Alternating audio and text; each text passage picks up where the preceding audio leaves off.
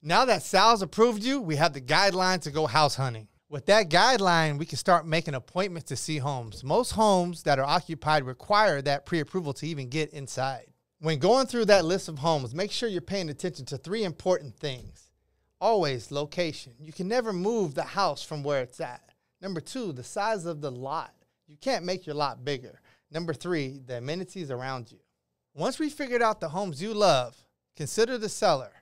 They need 24 to 48 hour notice for all appointments if the property is occupied. If the property is vacant, we can go immediately. We found the house you love. It's time to make an offer.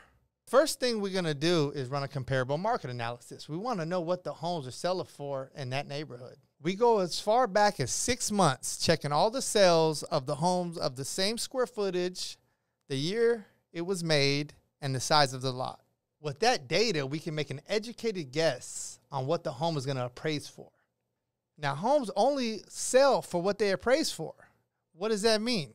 That means if you offer more on a home than it appraises for, then you may be liable for that gap.